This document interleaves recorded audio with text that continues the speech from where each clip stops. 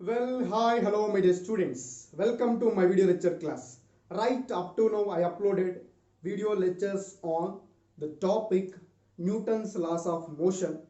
In this topic, I explained Newton's first law or law of inertia and properties of law of inertia I explained, statement of law of inertia I explained, next linear momentum I explained, types of law of inertia I explained, applications of linear momentum I explained in the previous lectures.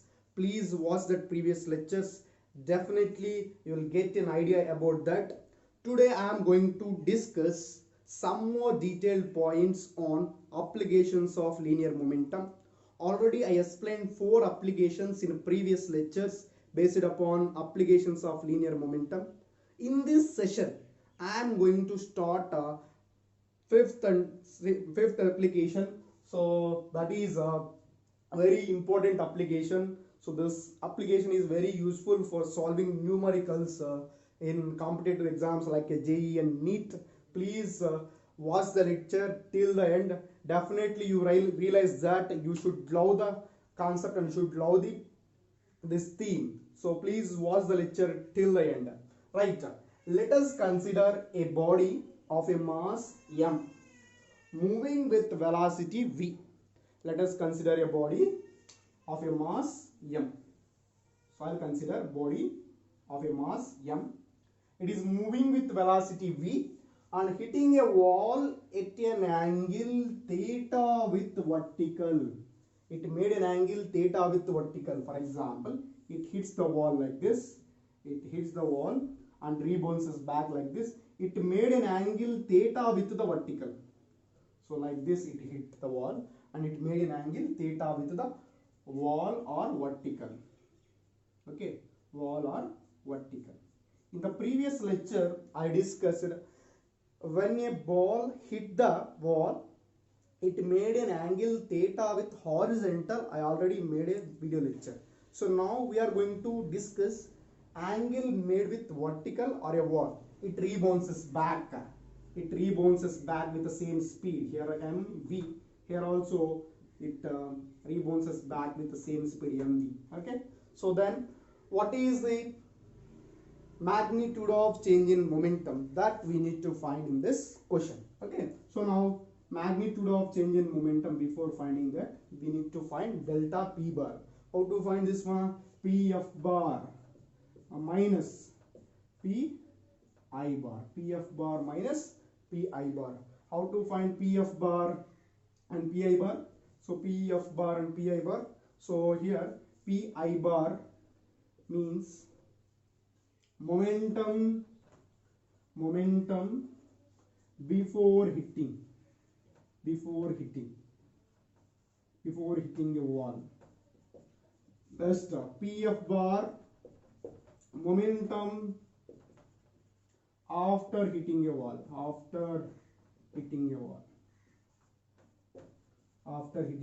Is it or not?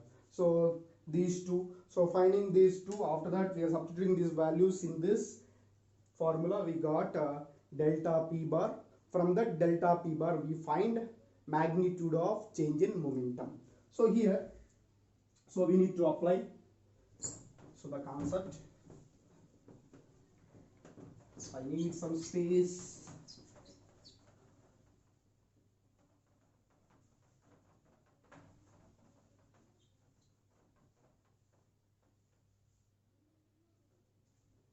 Right, here is the movie. Observe carefully. So here, first I consider before hitting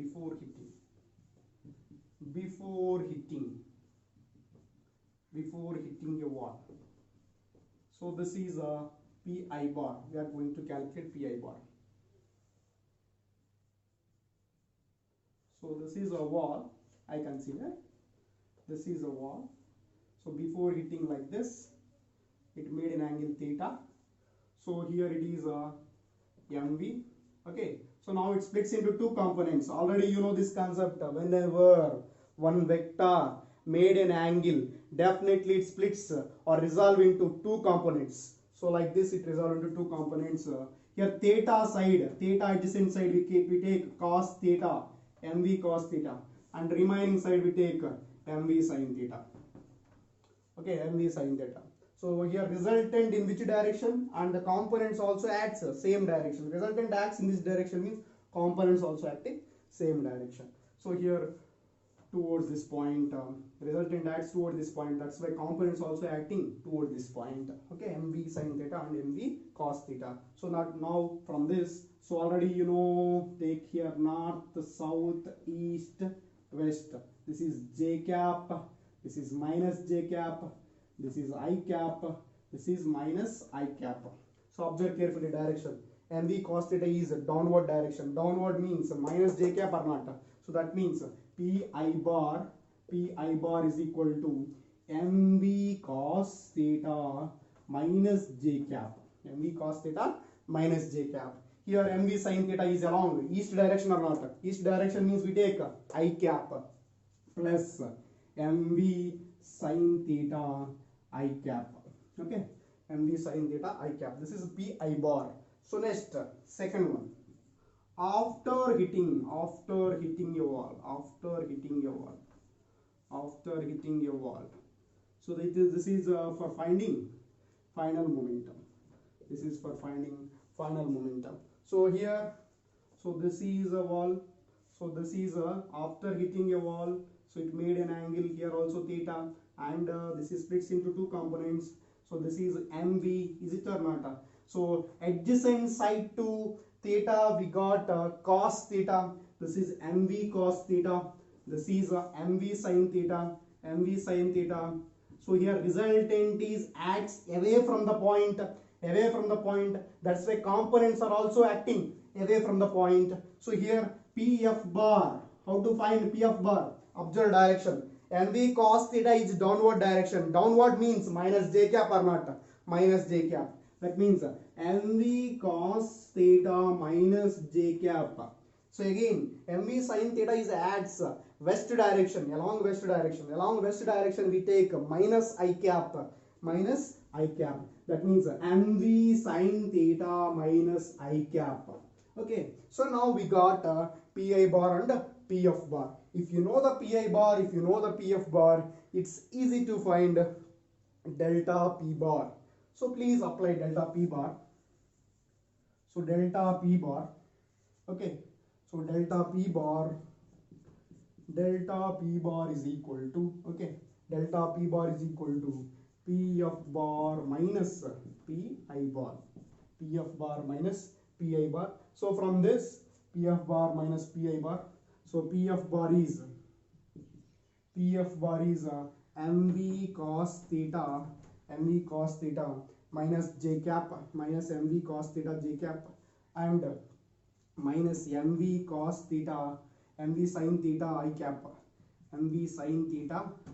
I cap, okay. So mv sin theta I cap. So I think here fluctuations are there. Just apply here. We got here a pf and pi. Directly apply here. So we know pf value, pi value. So apply delta